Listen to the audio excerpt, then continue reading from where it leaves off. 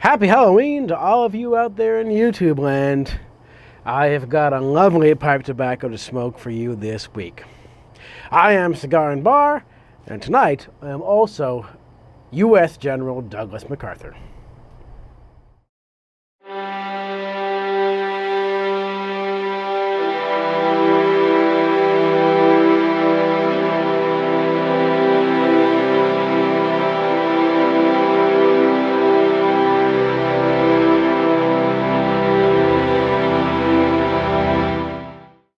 Hello and welcome to Pipe Corner. We've got a special little bit of Pipe Corner going on tonight, and happy Halloween to everyone out there who has just had some fun Halloween tonight.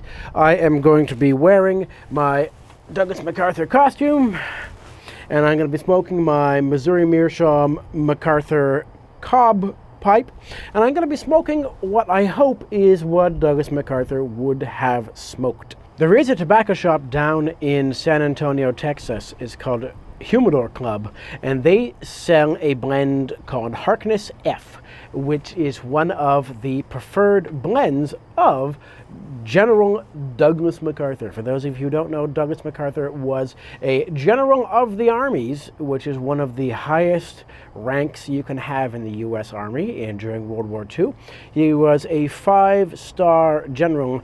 The rank Generals of the Army was invented for the U.S. Army for World War II in order to give the U.S. generals equal footing with the field marshals in other armies. The term field marshal wasn't used in the U.S. Army because of the U.S. Marshal's name, which had been used domestically in the U.S. So they didn't call them field marshals, they called them generals of the army. And for this, they received a 5th star, which I am not currently wearing because I couldn't get my hands on the insignia.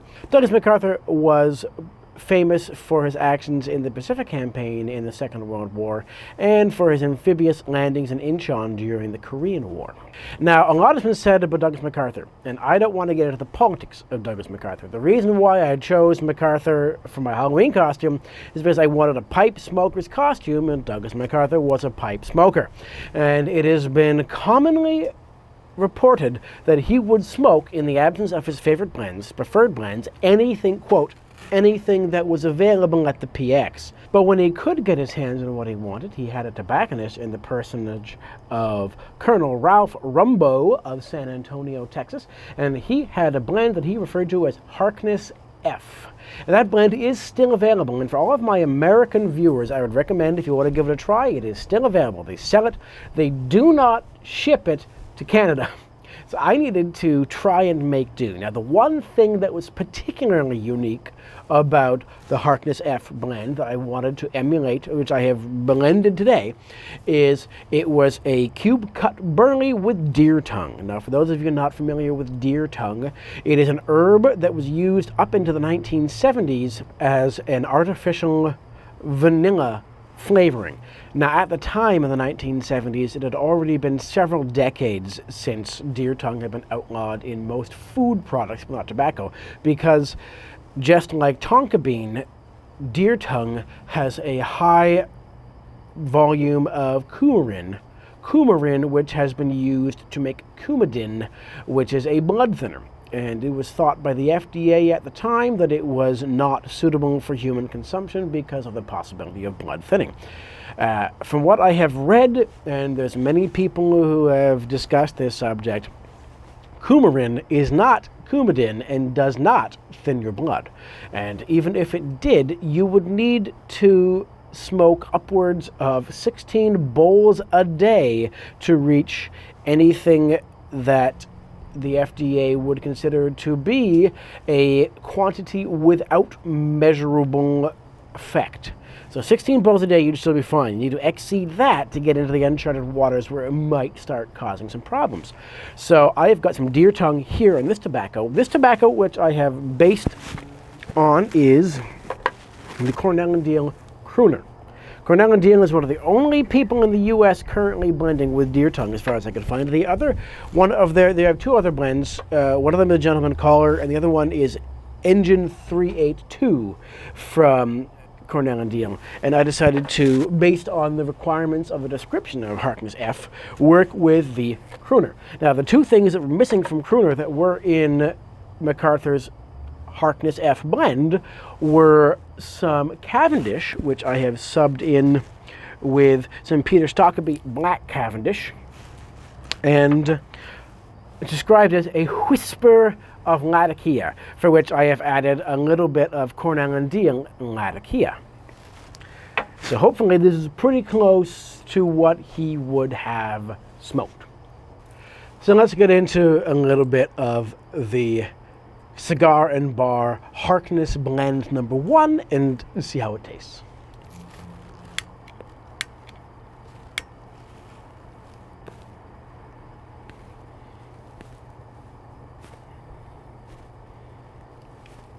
Already smooth creaminess on the lighting notes.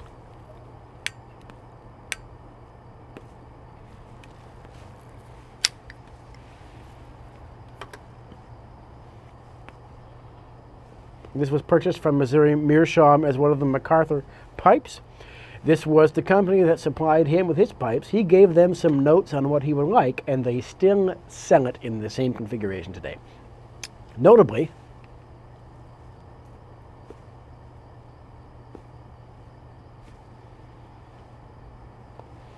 with the burn around the stem that he applied to every one of his pipes. They sell it with that already done now.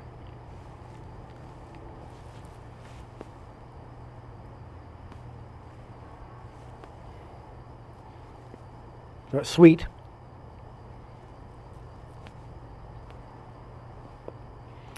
I've heard deer tongue described as not quite vanilla, more of an herbal, vegetal vanilla, and I can taste that. It's definitely a cube cut burley. It's nice and cool, doesn't have any tongue bite, and the burley is just kind of sitting there at the back, and it's very nice. I'm not sure what a whisper of Latakia is supposed to mean. I would say, based on the amount of Latakia I added to this, that I'm not really tasting it. So maybe that's the idea, that it's just enough to add to the profile without peeking its head out. Maybe I'll try a blend number 2, add a little more Latakia this time.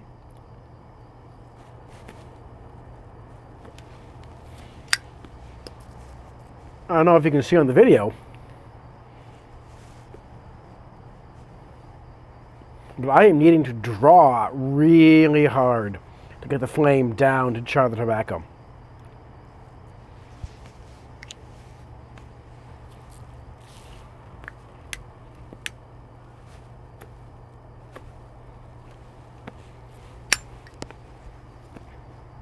It's just a very deep bowl, and the bowl isn't like down. The bowl is only to here, leaving this for temperature and moisture dissipation. But this part, it's still a very deep bowl, and difficult to get it going well.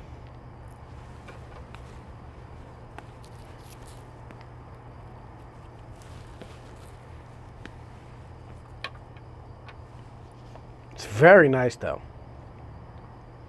I must admit that when I bought this tobacco and blended it for this Harkness number 1 blend, I didn't try it on its own. I don't know how much I've added to this flavor. I do know that on Saturday night when I was enjoying it, it did attract a crowd. People told me that they liked the smell of it. So it has good room notes for those of you who care about such things.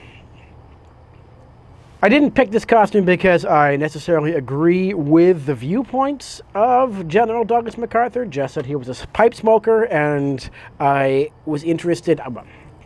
I had the pipe, and I thought it was a good idea, and I was interested in the tobacco that he would have smoked, and this just seemed like a good stepping stone into that.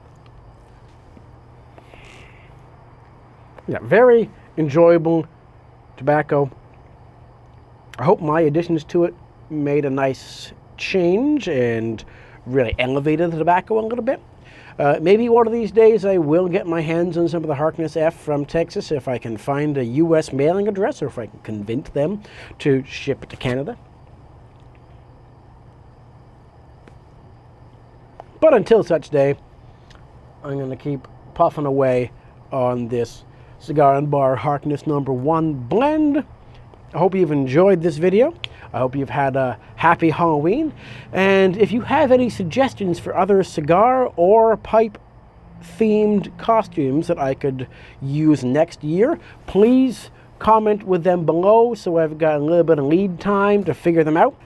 I am Cigar and Bar. This has been Pipe Corner. I want to wish you a very happy Halloween and say that I shall return.